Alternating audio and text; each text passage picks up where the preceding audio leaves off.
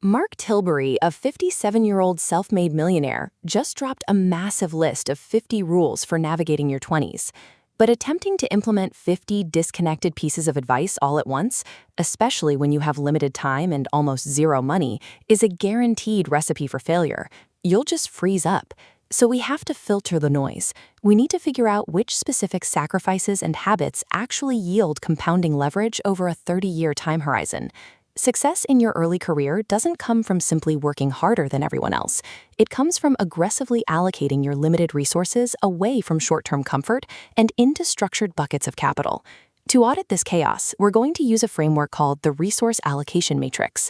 The first distinct output is cognitive capital, the sum of your ability to focus deeply and build unique, leverageable skills. The second output is financial capital. This dictates how you manage your debt, build defensive savings, and structure the architecture of your monthly paycheck. Finally, we have social capital, how you navigate relationships, build a reliable reputation, and set strict boundaries. Evaluating every major life choice through these three specific capital buckets is the defining trade-off of your 20s. Cognitive capital relies entirely on the work smart thesis. But before you can leverage technology or scale a business, the baseline requirement is the willpower to maintain long periods of distraction-free focus. This chart measures those daily habits. We plot your input and effort along the bottom axis against the compounding ROI on the vertical axis. The primary goal is transitioning from a consumer of content to a producer of value. Putting out more into the world than you take in requires high effort, but it yields massive returns. The strategy here isn't trying to be the absolute best in a single crowded field. It's about combining seemingly unrelated skills so you become the only person doing exactly what you do. Steve Jobs provided the historical benchmark for this when he fused his personal love for typography and calligraphy with early computing to create Apple. Previous generations watched revolutionary hardware slowly enter the living room, heavy device by heavy device. Today, disruption is instant. A tech-savvy 20-something with a smartphone holds more leverage in their hands than entire corporations did 50 years ago. Adopting high-leverage tools early, like using AI to instantly build a fully functional e-commerce store, provides infinite geographical scalability compared to grinding away at a traditional 9-to-5. The ultimate trade-off for this kind of cognitive leverage requires forfeiting cheap digital dopamine, embracing the initial isolation of working alone, and willingly stepping outside the safety of standard routines. The second bucket is financial capital. Before your money acts as a wealth builder, it has to function as a defensive fail-safe against economic ruin. Setting up a rigid paycheck routine is a low-effort system that delivers outsized long-term protection. The baseline architecture splits your income into three specific slices. 50% covers absolute needs, 20% builds a high-yield emergency fund, and 30% aggressively targets high-interest debt. Once that high-interest debt is completely cleared, the math shifts. That 30% reallocates 25% into broad, passive investments and 5% to fund calculated, risky plays, like starting a business. Maintaining this rigid architecture requires an immediate social trade-off. You must willingly live below your means, buy a reliable used car instead of a flashy one, and be entirely comfortable looking poorer than your peers.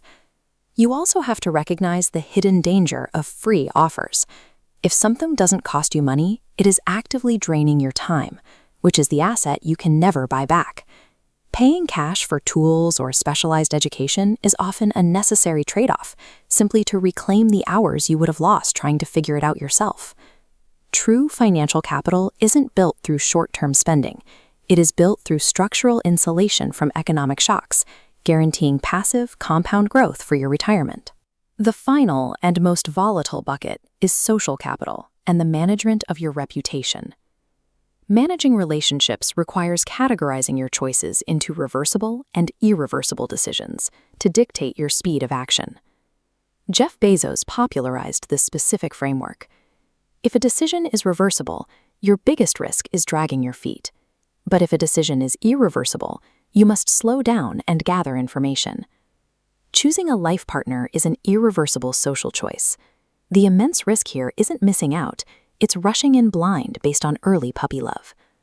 Vetting a partner requires the highest amount of effort on this matrix, but it yields the highest return on investment. The trade-off is that you must ruthlessly pass on short-term flings to secure a deep, supportive connection that keeps you on the same path and actually accelerates your wealth. Professionally, your social capital is defined by your boundaries. You have to stand up to bullies and toxic managers early in your career. Confronting authority means accepting extreme short-term conflict. It might even cost you a steady job in the moment to protect your confidence long-term. Durable social capital is forged through calculated friction and uncompromising boundaries. If you try to be everyone's cup of tea, you end up a mug. The matrix shows us that the optimal path depends entirely on whether your specific goal is maximum wealth or maximum stability.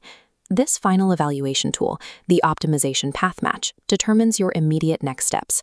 For the high ambition segment, the strategy relies on aggressive leverage. You actively carve out 5% of your income for risky plays and lean heavily into AI tools. For the beginner seeking baseline stability, the strategy is defensive. You execute the tough tasks first thing in the morning and prioritize wiping out high-interest credit card debt. The core divergence happens right here. The generalist caps their potential upside to permanently remove the downside of ruin. The optimizer accepts massive baseline stress for the chance at outlier wealth. Across all three of these capital buckets, there is one ultimate constraint. Time is the only truly depreciating asset you possess. The longer you delay these structural trade-offs, the more expensive the inputs become. You must consciously choose between the sharp pain of discipline today or the heavy, compounding pain of regret later. Your 20s are not about having everything perfectly figured out. They are about executing the systematic, calculated baby steps that will guarantee your freedom decades down the line.